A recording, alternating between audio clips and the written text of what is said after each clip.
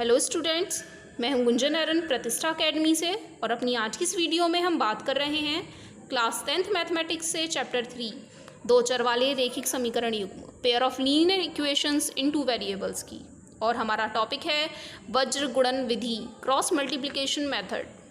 ये एक बीजगणितीय विधि होती है किसी भी रैखिक समीकरण युग्म को हल करने की। इससे पहले भी हम बीजगणितीय विधियों में 3 विधियों की बात कर चुके हैं, जिसमें पहले विधि थी ग्राफीय विधि से कैसे समीकरणों को हल किया जाता है। साथ में दूसरी विधि हमने पढ़ी थी प्रतिस्थापन विधि से रैखिक समीकरण युग्म को हल करना, और तीसरी हमने पढ़ी थी विलोपन विधि से रैखिक समीकरण युग्मों को हल करना। और हमारी चौथी बीजगणितीय विधि होती है वज्र गुणन विधि से कैसे रैखिक समीकरणों को हल किया जा सकता है। तो इससे रिलेटेड सबसे पहले एक थ्योरम की बात कर लेते हैं, जिस थ्योरम से हम जानेंगे कि हमें जो रैखिक समीकरण युग्म दिया गया है हम उसे कब हल कर सकते हैं इस विधि से, और कैसे हल कर सकते हैं, क्या हल हमें प्राप्त हो जाता है। तो यहाँ हमने थ्योरम लिखी है। मान करके चलिए हमें जो रैखिक समीकरण युग्म दिया गया है वह a1x plus b1y plus c1 बराबर 0, और दूसरी समीकरण इस युग्म से a2x plus b2y plus c2 बराबर 0 दी गई है, जो कि चर x और y में रैखिक समीकरण युग्म को प्रदर्शित कर रही हैं। तब सबसे पहले हम चेक कर लें कि a1 बटे a2 का मान b1 बटे b2 के बराबर है या नहीं है। यदि यह बराबर नहीं है, अर्थात जब a1 b2 minus a2 b1 का मान 0 के बराबर नहीं है, ये दोनों लाइन एक ही लाइन को प्रदर्शित करती हैं। यदि आप इनकी तिरछी गुणा करेंगे तो यहाँ आपको मिलेगा a1 b2 बराबर नहीं है a2 b1 के, और यदि हम इस मान को पक्षांतर करके इस तरफ ले आते हैं तो हमें मिलेगा a1 b2 minus a2 b1 बराबर नहीं है 0 के। तो यदि हमने यह चेक कर लिया है कि यह दोनों जो अनुपात हैं वह बराबर नहीं आ रहे हैं, तो ये स्थितियां हम पहले भी पढ़ चुके हैं। ये स्थिति नंबर 1 होती है जबकि रैखिक समीकरण युग्म में अनुपातों की तुलना करके हम ज्ञात करते हैं कि कौन सी समीकरण अद्वितीय हल रखती है, कौन सी अपरिमित रूप से अनेक हल रखती है और कौन सी कोई भी हल नहीं रखती है। उसी में से ही यह पहली स्थिति है जब अनुपात में a1 बटे a2 और b1 बटे b2 वाले अनुपात बराबर नहीं है, तब रैखिक समीकरण युग्म अद्वितीय हल रखते हैं। तो आप ये याद रखें यहाँ कि जब भी हमें रैखिक समीकरण युग्म दे रखा है और वह कह रहे हैं कि इसे वज्र गुणन विधि से हल करके बताइए, तो सबसे पहले आप ये चेक कर लें कि यह जो रैखिक समीकरण युग्म है अद्वितीय हल रखता है या नहीं रखता है। अगर यह समीकरण युग्म अद्वितीय हल रखता है तो हम इस विधि से हल को ज्ञात करके बता सकते हैं, लेकिन यदि रैखिक समीकरण युग्म अपरिमित रूप से अनेक हल रख रहे हैं या फिर कोई हल नहीं रख रहे हैं, तो उस स्थिति में हम हलों को इस विधि से ज्ञात करके नहीं बता सकते हैं। और जब आप चेक कर चुके होंगे कि यह रैखिक समीकरण युग्म अद्वितीय हल ही रखता है, अर्थात a1 बटे a2 का मान बराबर नहीं मिल रहा है b1 बटे b2 के, तो उस स्थिति में वज्रगुणन नियम के हिसाब से जो हमारे हल होते हैं x और y के मान वह इन फॉर्मूलों से दिए जाते हैं, जहाँ x बराबर होता है b1 c2 minus b2 c1 बटे a1 b2 minus a2 b1। यहाँ ये जो a1 b1 c1 या फिर a2 b2 c2 हैं, यह आप तुलना करके ज्ञात कर सकते हैं। इनके गुणांक हैं, यह x के गुणांक, यह y के गुणांक, और यह अचर पद को व्यक्त कर रहे हैं। इसी तरीके से y का फॉर्मूला होता है c1 a2 minus c2 a1 बटे a1 b2 minus a2 b1। आप साथ ही यहाँ देख रहे होंगे ये जो x और y के हमने मान लिखे हैं दोनों का हर एक जैसा है, और दोनों ही हरों के मान यहाँ हैं a1 b2 minus a2 b1, दोनों मान एक जैसे हैं, जिसके लिए हमने सबसे पहले जांच की थी कि यह 0 के बराबर नहीं होना चाहिए। आप देख रहे होंगे अगर यह 0 के बराबर हो जाता है, अर्थात अद्वितीय हल के अलावा और कोई भी स्थिति बनती है, तब यह मान बटे में 0 हो जाएंगे। और जब भी भिन्न रूप में मान दिए गए हों और हर का मान 0 हो जाए, तो वहाँ फिर जो ये मान हम ज्ञात कर रहे हैं वह अपरिभाषित हो जाते हैं, उन्हें हम हल करके नहीं बता सकते हैं। तो इसीलिए ही इन फॉर्मूलों में ये कंडीशन चेक करना सबसे ज़रूरी होता है कि यह 0 के बराबर नहीं होने चाहिए। अद्वितीय हल वाली स्थिति में ही हम इन वज्र गुणन विधि से ज्ञात कर सकते हैं। साथ ही अब पढ़ लेते हैं एल्गोरिथम, किस तरीके से वज्रगुणन विधि को हम अप्लाई करके बताएंगे क्वेश्चंस में, क्यों इस विधि को क्रॉस मल्टीप्लिकेशन मेथड कहा जाता है। तो हमारा जो एल्गोरिथम है उसके हिसाब से स्टेप फर्स्ट दिया गया है, सबसे पहले जो हमें समीकरणें दी गई हैं, यदि वो वर्ड प्रॉब्लम्स दी गई हैं तो सबसे पहले हम वहाँ से समीकरणें निकालेंगे, और यदि हमें सीधे सीधे समीकरणें दी गई हैं तो सबसे पहले हम उन्हें बदल लेंगे बराबर ज़ीरो वाले रूप में, और यदि वहाँ से x और y वाले पद नहीं दिए गए हैं तो हम उनके गुणांकों को ज़ीरो के रूप में लिखते हुए वहाँ उन्हें बदल लेंगे a1x plus b1y plus c1 बराबर ज़ीरो, और इसी तरीके से दूसरी समीकरण को भी। तो हमारा फर्स्ट स्टेप होता है सबसे पहले दी गई समीकरणों को स्टैंडर्ड फॉर्म में डिनोट करके बताना, x, y और फिर अचर पद वाले सीक्वेंस में उन्हें लिख करके बताना, क्योंकि अगर आप पहले से सीक्वेंस बना करके चलोगे तो आपको जो कोफिशिएंट निकालने हैं, गुणांक निकालने हैं, उनके मान आप आसानी से लिख पाओगे।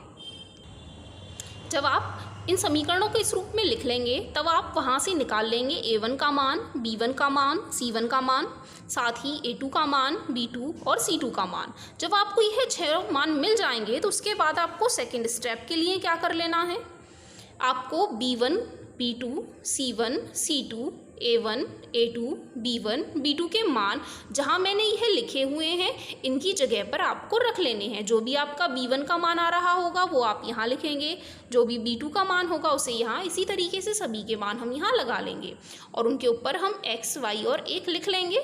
यह हमारे फॉर्मूले के अकॉर्डिंग बनाए गए हैं। ये जो हमने फॉर्म लिखी है ये हमारे जो हम फॉर्मूला आपको बताने वाले हैं उसमें काम आने वाली है। हमारा स्टेप सेकंड है, उपयुक्त चित्र की सहायता से निम्न समीकरण को लिखिए। सबसे पहले हमने ये जो वैल्यूज़ हैं वो यहाँ लिख ली हैं। अब ये जो तीर हैं ये क्या प्रदर्शित कर रहे हैं, जब भी हम x के नीचे हल करेंगे, यहाँ हमें 3 मान चाहिए होते हैं। पहला मान होता है x के नीचे, दूसरा मान होता है y के नीचे और तीसरा मान होता है 1 के नीचे। इसीलिए x के नीचे जब हम हल करेंगे तो इन दोनों कॉलमों को लेकर के चलेंगे। जब हम y के नीचे मान लिखेंगे तो इसके नीचे 2 कॉलम जो हैं उन्हें हल करेंगे और 1 के लिए इन दोनों कॉलमों को हम हल करेंगे। जब भी हम x वाला मान लिखेंगे तो हमें यहाँ से शुरुआत करनी है, b1 की गुणा c2 में करनी है, इसीलिए हमने तीर लगाया है b1 से c2 की तरफ। तो b1 c2, साथ में बीच में माइनस ही सदैव आपको लगाना है। ये फॉर्मूले की फॉर्म होती है, क्रॉस मल्टीप्लिकेशन हम मेथड यहाँ कर रहे हैं। माइनस लगा करके हम दूसरी टर्म लिखेंगे। या आप ऐसे याद रख सकते हैं, पहले इस डायरेक्शन में चल रहे थे, अब डायरेक्शन को चेंज कर रहे हैं तो इसलिए हम उसे नेगेटिव से रिप्रेजेंट कर रहे हैं। तो सबसे पहले b1 c2, फिर माइनस में b2 c1, तो ये हो जाता है हमारा x वाली टर्म कंप्लीट। ऐसे ही y के साथ करेंगे c1 a2 minus c2 a1, तो आपको मैंने यही लिख करके बताया है c1 a2 minus c2 a1। फिर उसके बाद अचर पद 1 के नीचे a1 b2 minus a2 b1, a1 b2 minus a2 b1। इस तरीके से ये आपको फॉर्मूला पता चल जाता है। फिर से एक बार, सबसे पहले आपको यहाँ से x, y के गुणांक और अचर पदों को ज्ञात कर लेना है। सबसे पहले आप यहाँ लिखना शुरू करेंगे b1 b2, फिर c, फिर a, फिर से b वाले मान। फिर उसके बाद x के नीचे आप लिखेंगे b1 c2, क्रॉस मल्टीप्लिकेशन करना है यहाँ पर, फिर से यहाँ क्रॉस मल्टीप्लिकेशन और यहाँ फिर से क्रॉस मल्टीप्लिकेशन। इसीलिए इस मेथड का नाम भी है क्रॉस मल्टीप्लिकेशन मेथड। देख रहे हैं आप, हर एक टर्म में हम यहाँ क्रॉस मल्टीप्लिकेशन से ही फॉर्मूला निकाल करके बता रहे हैं। फिर हमारा थर्ड स्टेप होता है कि जो भी आपने यहाँ मान निकाले हैं x और y को हम ज्ञात कर लेंगे। और यहाँ साथ में इन्होंने फिर से वही थ्योरम वाली बात बताई है कि x और y को आप केवल तभी ज्ञात कर पाओगे जब a1 b2 minus a2 b1 का मान 0 आपको नहीं मिल रहा होगा। वही अद्वितीय हल वाली स्थिति यदि होगी तो ही आप यहाँ से x और y के मान हल कर पाएंगे, अन्यथा नहीं कर पाएंगे। और ये जो फॉर्मूले थे हमने जो दोनों लिखे हैं वो भी आप यहाँ से निकाल करके बता सकते हैं। यदि पहली बार में आप इन दोनों टर्म्स को इक्वल रख लेंगे तो यहाँ से आपको मिलेगा x बटे b1 c2 minus b2 c1 बराबर में 1 बटे a1 b2 minus a2 b1।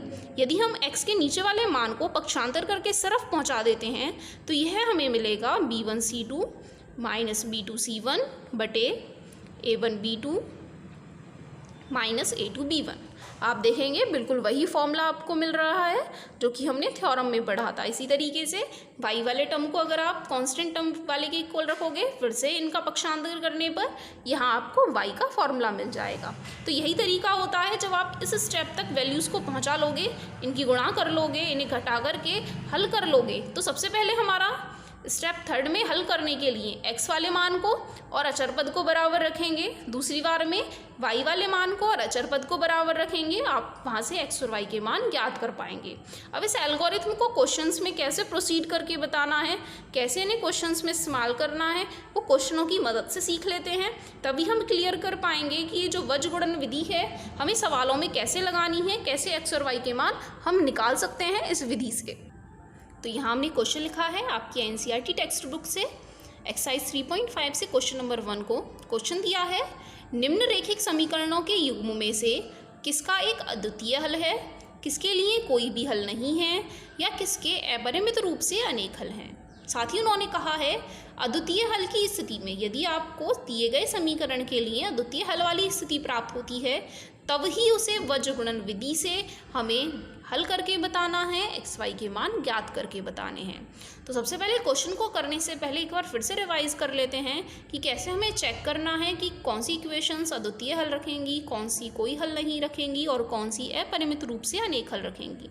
मान करके चलिए आपको स्टैंडर्ड फॉर्म में दिया गया है रेखिक समीकरणों को a1x plus b1y plus c1 बराबर 0 और दूसरी समीकरण है प्लस c2 बराबर 0। तो सबसे पहले हमारा फर्स्ट स्टेप होता है हम इनके गुणांकों के मान ज्ञात कर लेते हैं, a1 का मान, b1 का मान, c1 का मान और इसी तरीके से इन तीनों गुणांकों की भी हम गणना कर लेते हैं। और उसके बाद हमें a1 बटे a2 का मान निकालना होता है, b1 बटे b2 और c1 बटे c2 के मान की हम फिर से गणना कर लेते हैं। उसके बाद यहाँ तीन स्थितियाँ बनती हैं। पहली स्थिति होती है यदि आपको a1 बटे a2 का मान b1 बटे b2 के बराबर नहीं मिल रहा है तो इस स्थिति में यह जो रेखिक समीकरणें होती हैं वह अद्वितीय हल रखती हैं, अर्थात एक ही हल रखती हैं। दूसरी स्थिति होती है कि आपको a1 बटे a2 का मान b1 बटे b2 के तो बराबर मिल रहा है परंतु यह मान c1 बटे c2 के बराबर नहीं है।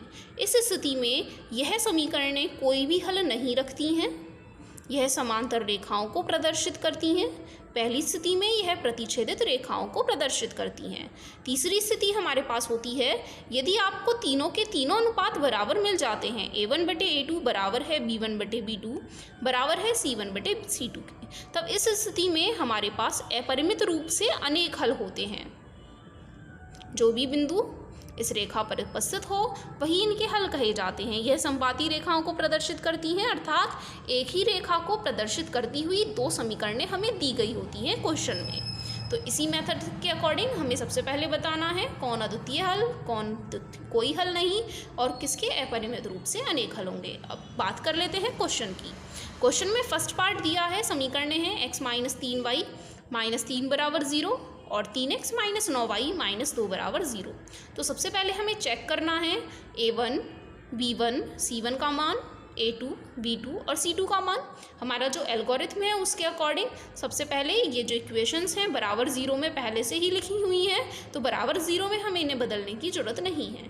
तो हमें यहाँ लिखना है दिए गए समीकरण की तुलना ये जो हमारी स्टैंडर्ड फॉर्म है इससे कर लेने पर। अब मैंने यहाँ पहले ही स्टैंडर्ड फॉर्म लिख दी है तो मैं अपने इस क्वेश्चन में इस लाइन को नहीं लिख रही हूँ, लेकिन आपको लिखनी पड़ेगी।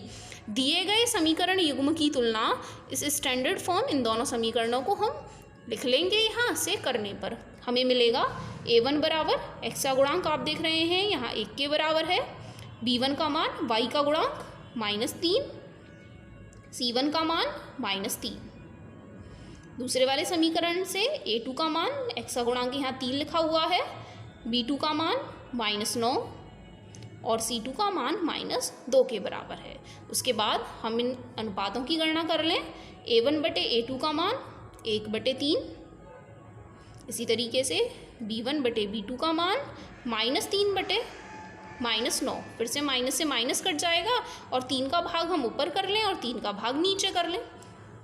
लास्ट में c1 बटे c2 का मान तो -3 बटे -2, फिर से माइनस कट जाएगा और तो कुछ मान यहाँ नहीं कट रहा है तो यहाँ हमें मिलेगा 3/2।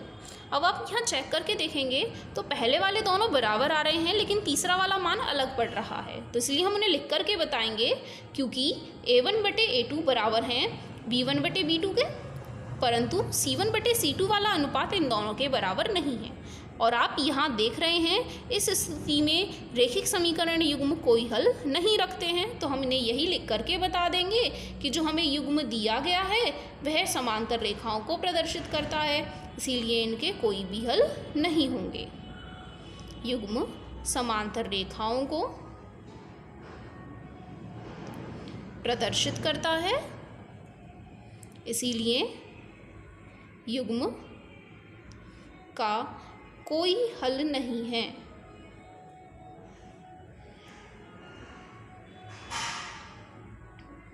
और आपने पहले ही क्वेश्चन में पढ़ लिया है कि वह कह रहे हैं कि अद्वितीय हल की स्थिति में ही उन्हें केवल वज्रगुणन विधि से हल करके बताना है, और अब हमें यहाँ अद्वितीय हल तो प्राप्त नहीं हुआ है, इसीलिए इस क्वेश्चन को हम यहीं छोड़ देंगे। आगे हमें इस क्वेश्चन में कुछ भी नहीं करना है। इसी तरीके से हम सेकेंड क्वेश्चन देख लेते हैं, जिसमें हमें वज्रगुणन विधि लगाने की जरूरत पड़ेगी। तो सेकेंड क्वेश्चन में जो इक्वेशंस दी गई हैं वो हैं 2x + y = 5 और दूसरी 3x + 2y = 8। अब हमें जो समीकरणें दी गई हैं वह बराबर 0 में नहीं दी गई हैं, तो सबसे पहले हमें क्या करना है, इन्हें बराबर 0 बना लेना है। तो 2x + y, 5 का पक्षांतर हम इस तरफ कर लेंगे तो हमें मिलेगा -5 = 0।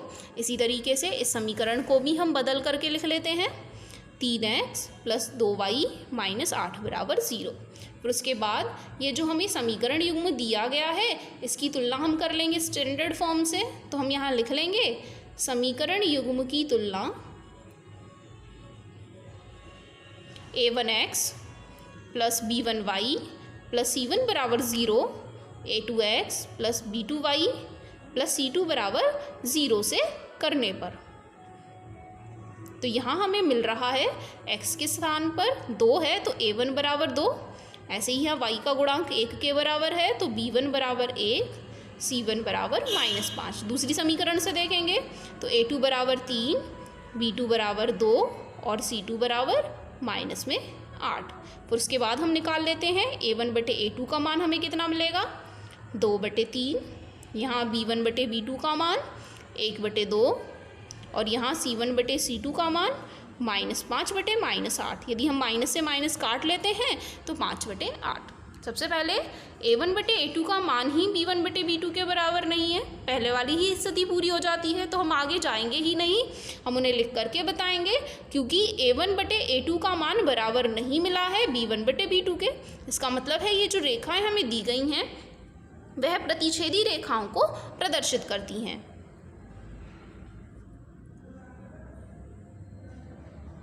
और जब भी प्रतिच्छेदी रेखाएं होती हैं तो ये जो युग्म होता है वह अद्वितीय हल रखेगा, तो युग्म का एक अद्वितीय हल है। अब हम अपने एल्गोरिथम के हिसाब से आगे का काम करते हैं। हमारा जो एल्गोरिथम था, जो हमने आपको पढ़ाया अभी, एल्गोरिथम के हिसाब से हमें यहाँ x, y और 1 लिखना है, साथ ही b1 b2, c1 c2, a1 a2 और b1 b2 के मान लिख लेने हैं। तो हम यहाँ यही काम करते हैं, पहले b1 से शुरुआत करनी है। b1 b2 के मान है 1, 2, c1 c2 के मान -5, -8, फिर a1 a2 के मान 2, 3 और यहाँ 1 और 2।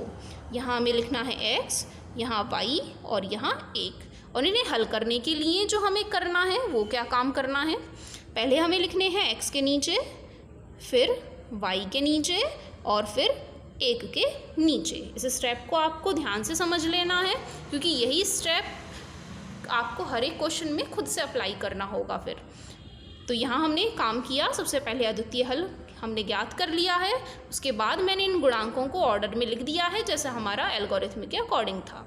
उसके बाद यहाँ जो एरोज लगे हुए थे वो इस डायरेक्शन में थे और ये एरोज हमारे ऊपर वाली डायरेक्शंस में थे। जब भी हमें एक्स के नीचे हल करना है तो केवल हमें इन दोनों कॉलम्स को देखना है।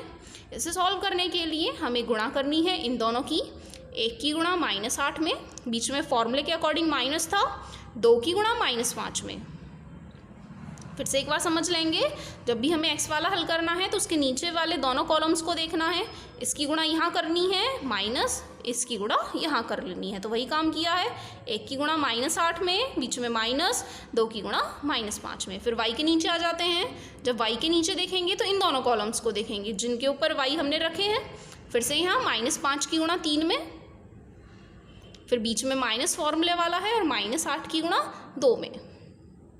जब हम 1 के नीचे लिखेंगे फिर अब इन दोनों कॉलम्स को हमें देखना है, 2 की गुणा 2 में, -3 की गुणा 1 में।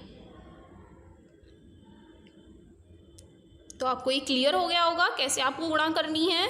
जब हमें x वाला देखना है तो गुणा इस तरफ माइनस इस तरफ, ऐसे ये गुणा माइनस में ये गुणा फिर से गुणा कर लेनी है। अब इन्हें हल कर लेंगे हम। x बटे 1 की गुणा -8 में करेंगे, -8 -10 मिलेगा यहाँ से, और -1 बाहर भी है तो कुल मिलाकर के ये हो जाते हैं प्लस में 10। यहाँ y बटे -5 की गुणा 3 में करेंगे, -15 माइनस फिर से प्लस हो जाएगा, 8 दूनी 16 बराबर में 1 बटे 2 दूनी 4 -3 एकम 3।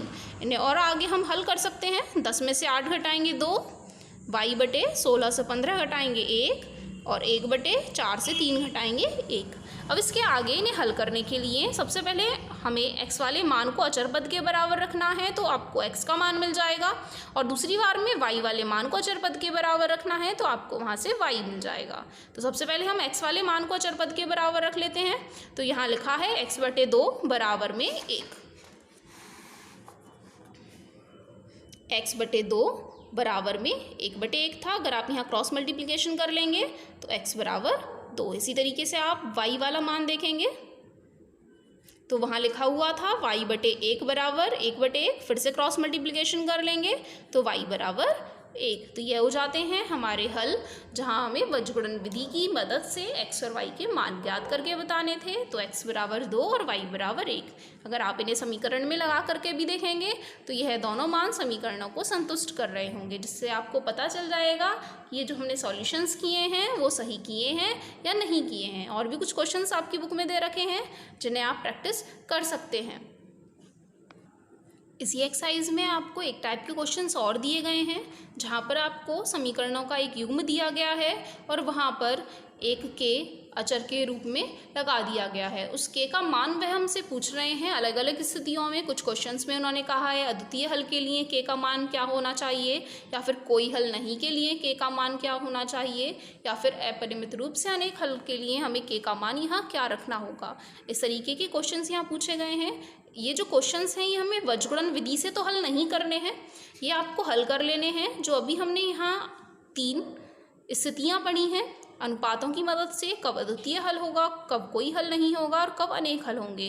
क्योंकि क्वेश्चन में हमें यही बताया गया है कि अद्वितीय हल की स्थिति में के ज्ञात कीजिए, या कोई हल नहीं है की स्थिति में के ज्ञात करके बताइए। तो हमें केवल यहाँ इन तीनों स्थितियों को ही काम में लाना है। तो बात कर लेते हैं हम इस क्वेश्चन की। क्वेश्चन लिखा है के किस मान के लिए निम्नरेखिक समीकरणों के युग्म का कोई हल नहीं है। और जो हमें समीकरण दी गई हैं वो हैं 3x + y बराबर 1। दूसरी समीकरण है 2k - 1 गुणा x + k - 1 गुणा y बराबर 2k + 1। तो सबसे पहले हम अपनी स्थिति के हिसाब से निकाल लेते हैं कि कोई हल नहीं है के लिए हमें जो अनुपातों के बीच में संबंध है वो क्या होना चाहिए। तो सबसे पहले तो हम इस बराबर 1 को बराबर 0 में बदल लेते हैं। तो जो हमारा सिस्टम दिया गया है समीकरणों का वो हमें मिलेगा 3x + y, 1 का पक्षांतर करके हम इस तरफ ले आएंगे तो -1 बराबर 0। और दूसरी समीकरण हमें मिलेगी 2k - 1 गुणा x + k - 1 गुणा y, और इस मान को जब हम इस तरफ लेकर के आएंगे तो फिर से हमें माइनस में मिलेगा बराबर 0। अब ये जो हमें समीकरण युग्म दिया गया है इसकी तुलना हम अपने स्टैंडर्ड फॉर्म से कर लेते हैं, जो हमारे पास व्यापक रूप होता है अपने सिस्टम का। तो दिए गए रेखिक समीकरण युग्म की तुलना a1x + b1y + c1 बराबर 0, a2x + b2y + c2 बराबर 0 से करने पर। तो इससे हम कंपैरिजन करके देखें तो x के साथ यहाँ 3 लिखा हुआ है, यहाँ +1, यहाँ -1, यहाँ 2k - 1, यहाँ k - 1, और ये गया c2 का मान। तो इन सारे मानों को हम लिख लेते हैं।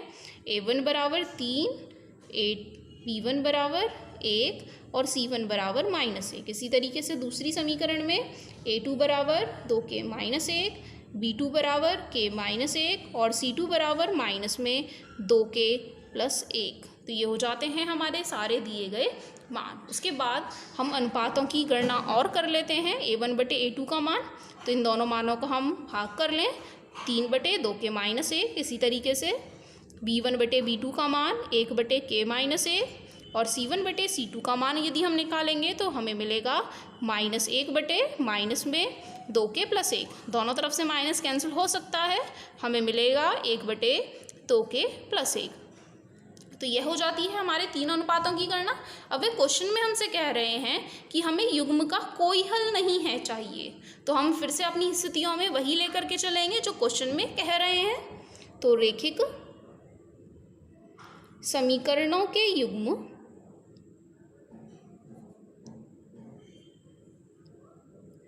का कोई हल नहीं होने के लिए, कोई हल नहीं होने के लिए,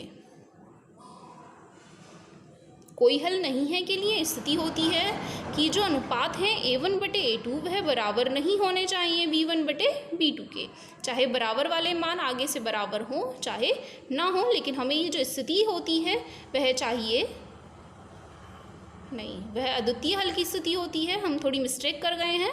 रैखिक समीकरणों के युग्म का कोई हल नहीं है होने के लिए, कोई हल नहीं के लिए पहले वाले दोनों मान बराबर होने चाहिए और तीसरे वाला मान बराबर नहीं होना चाहिए। तो अपनी इस मिस्टेक को हम सही कर लेते हैं। A1/A2 बराबर होना चाहिए B1/B2 के, परंतु बराबर नहीं होना चाहिए C1/C2 के। सारे मान यदि हम यहाँ लगा लेते हैं तो A1/A2 का मान हमारे पास है 3/2k - 1 बराबर में B1/B2 का मान 1/k - 1 और यहाँ बराबर नहीं होना चाहिए 1/2k + 1। अब ये जो मान यहाँ बराबर में लिखे हुए हैं हम उन्हें आपस में बराबर रख लेते हैं। जैसे ये हमारा फर्स्ट पार्ट, ये सेकंड पार्ट और ये थर्ड पार्ट। यदि हम पहले और दूसरे भाग को बराबर रखें तो हमें मिलेगा 3/2k - 1 बराबर होना चाहिए 1/k - 1 के। तो हमें प्राप्त हो सकते हैं कोई हल नहीं।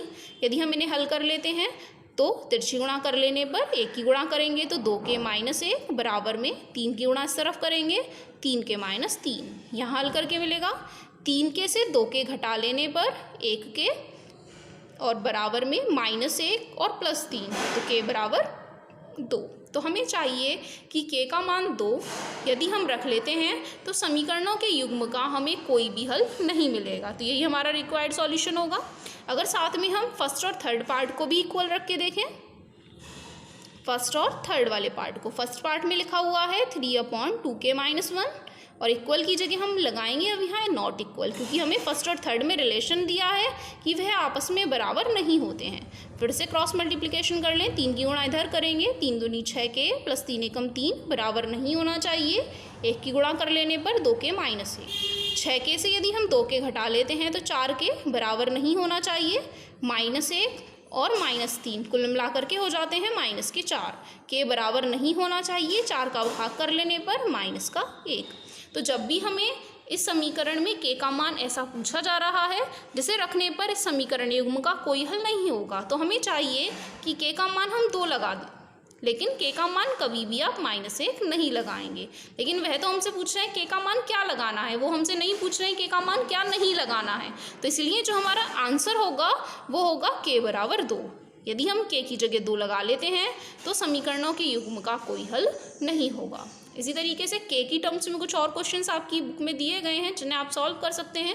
एक और टाइप का इसी से रिलेटेड क्वेश्चन है जहां वो 2 वेरिएबल्स दे देते हैं क्वेश्चन में, जैसे कि यहाँ तो केवल k दिया है।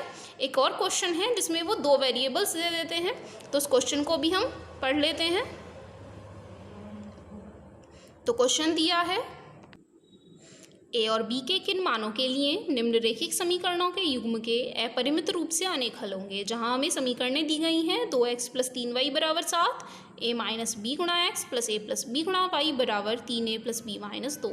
तो यहाँ हमें 2 वेरिएबल में क्वेश्चन दिया गया है इस बार। हमें दो क्वेश्चन, एक ही क्वेश्चन में दो मान पूछे गए हैं ए और बी के। इससे पहले वाले क्वेश्चन में तो केवल एक ही मान पूछा गया था, तो यहाँ हमने जैसे ही इन्हें बराबर रखा था आपको सीधे सीधे आंसर मिल गया था। लेकिन इस वाले क्वेश्चन में आपको सीधे आंसर नहीं मिलेंगे, पहले आपको यहाँ समीकरणें बनानी पड़ेंगी, फिर उसके बाद आप उन्हें हल कर पाएंगे। बाकी कुछ हार्ड नहीं है, क्वेश्चन को केवल ऐसे ही करना है। तो सबसे पहले दिए गए समीकरण की तुलना हम अपने स्टैंडर्ड फॉर्म से कर लेते हैं। तो हम डायरेक्ट वैल्यूज़ आपको लिख के बता रहे हैं, बाकी आपको अब हिंदी लिखनी तो आ ही गई है, कैसे क्वेश्चंस को लिखना है, कैसे उसे रिप्रेजेंट करके बताना है। सबसे पहले बराबर 0 बना लेना है, फिर उसके बाद उसकी तुलना कर लेनी है। हम यहाँ सीधे सीधे मान बता रहे हैं। a1 का मान 2 के बराबर, b1 का मान 3 के बराबर और c1 का मान जब आप पक्षांतर करके इसे सरफ लेकर के आएंगे तो ये -7 देगा। इसी तरीके से a2 का मान a माइनस बी, b2 का मान a प्लस बी, और जब हम इसका पक्षांतर फिर से करेंगे इस पूरे मान का तो ये पूरा का पूरा मान हमें माइनस में बदल करके मिलेगा, प्लस b माइनस 2। इसके बाद हम इनके अनुपातों की गणना कर लेते हैं। a1 बटे a2 का मान, तो इसके नीचे बटे लगा देंगे, b1 बटे b2 और c1 बटे c2 का मान।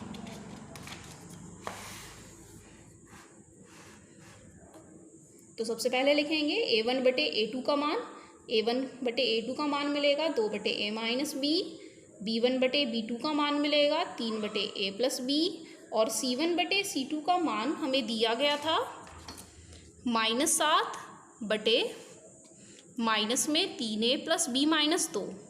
अगर हम यहाँ माइनस से माइनस काट देंगे तो हमें मान मिलेगा 7 बटे 3a प्लस b माइनस 2। ये हमें मिल जाते हैं तीनों के तीनों अनुपात। अब साथ में हमें जो क्वेश्चन में दिया गया है वह पूछ रहे हैं अपरिमित रूप से अनेक हल, और हमारे पास जो फॉर्मूला होता है अपरिमित रूप से अनेक हल के लिए वह होता है कि तीनों के तीनों अनुपात बराबर बराबर हों।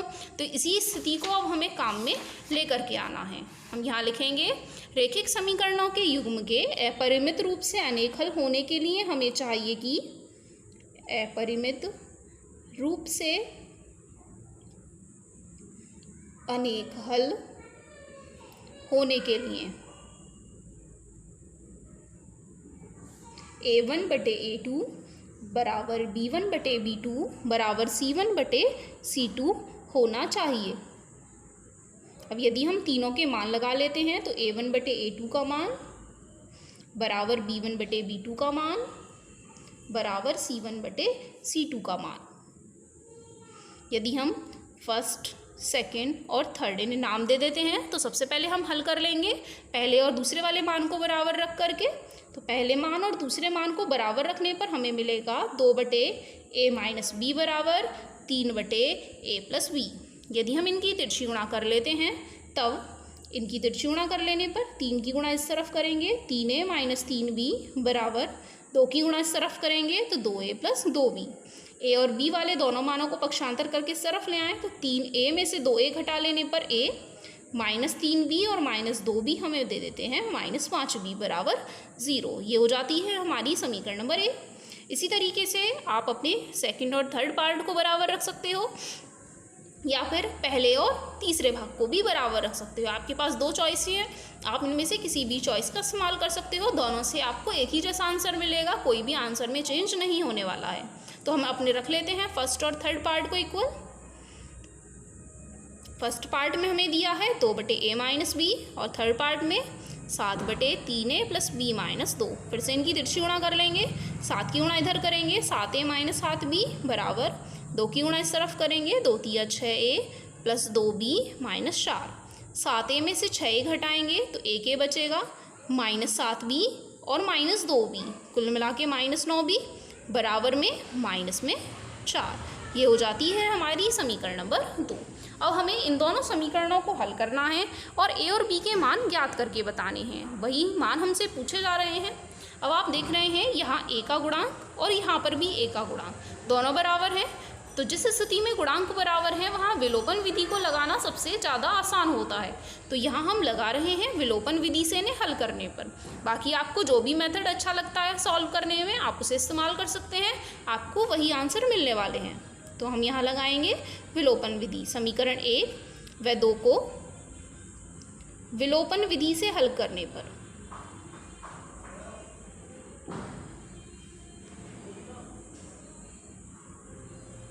विलोपन विधि से हल करने के लिए जब इनके गुणांक बराबर हो जाते हैं तो हम उन समीकरणों को एक दूसरे के नीचे लिख लेते हैं, जिससे कि हम एक जैसे गुणांक वाले पदों को एक जैसे चर वाले पदों को आसानी से हल कर सकें। क्योंकि दोनों मान हमें समान चिन्ह में दिए गए हैं तो इसीलिए हम यहाँ करेंगे इन्हें घटाने पर हल। जब भी हम समीकरणों को घटाने पर हल करते हैं तो नीचे वाले समीकरण के चिन्ह हम बदल देते हैं। जो मान प्लस में दिए थे उन्हें हम माइनस में लिखेंगे और जो माइनस में दिए हैं वो हम प्लस में लिखेंगे। ए और माइनस ए आपस में कैंसिल हो जाएंगे। -5b + 9b कुल बचते हैं 4b बराबर 0 में 4 जोड़ लेने पर 4, b बराबर 4 का यदि हम भाग करेंगे तो हमें मिलेगा b बराबर 1।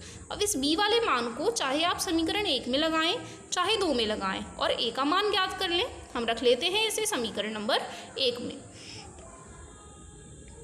तो समीकरण 1 में b का मान रखने पर हमें मिलेगा समीकरण 1 से a -5 गुणा b का मान बराबर 0, a -5 बराबर 0 और a बराबर 5। यही हो जाते हैं हमारे रिक्वायर्ड सॉल्यूशन, a बराबर 5 और b बराबर 1। जो हमसे पूछा जा रहा था a और b के ऐसे मान ज्ञात कीजिए जिन्हें आप यहाँ लगाएंगे। यदि आप इन्हें यहाँ रख लेते हैं और चेक करते हैं फिर से अनुपातों को तो आपको मिलेगी अपरिमित रूप से अनेक हल वाली स्थिति। तो यही हमसे पूछे जा रहे थे। जो भी दोनों टाइप्स के क्वेश्चंस आज हमने अपनी वीडियो में कंप्लीट किए हैं उससे रिलेटेड कुछ क्वेश्चंस जो आपकी बुक में दिए गए हैं एज एग्जाम्पल और एज ए क्वेश्चन आप उन्हें प्रैक्टिस कर सकते हैं और अपने सारे डाउट्स को क्लियर कर सकते हैं। तो अपनी आज की वीडियो में इतना ही। देखने के लिए बहुत बहुत धन्यवाद। वीडियो को लाइक करना बिल्कुल नहीं भूलिएगा। Thank you.